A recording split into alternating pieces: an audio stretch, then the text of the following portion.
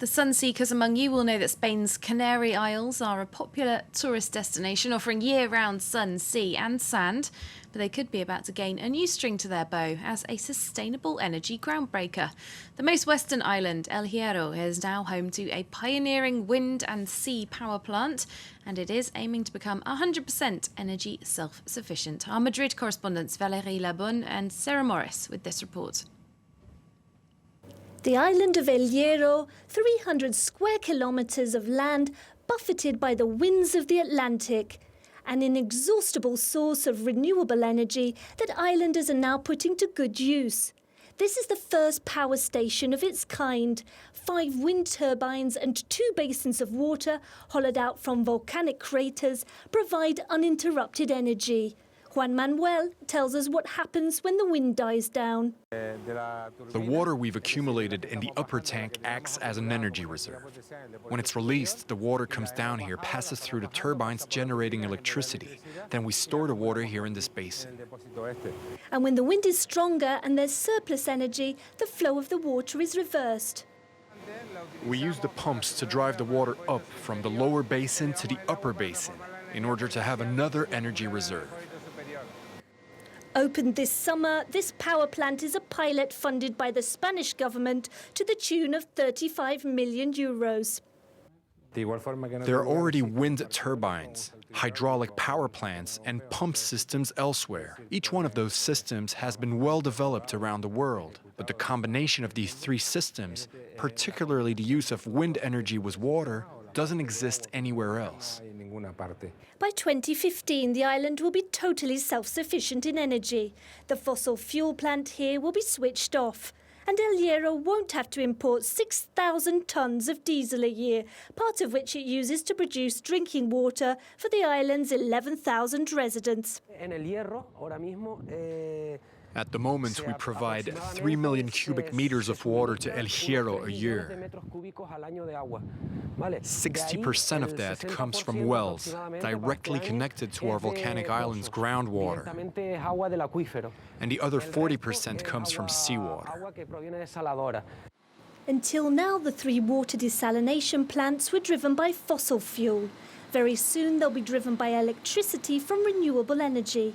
That means the island's government will make substantial savings for the public purse. The residents of El Hierro have long dreamt of living on an unpolluted island. Amos has a hotel and is proud to see his homeland taking part in a project that will make it unique. Yes, it's a dream for me. 30 years ago, we began working on this project, and today it's become reality.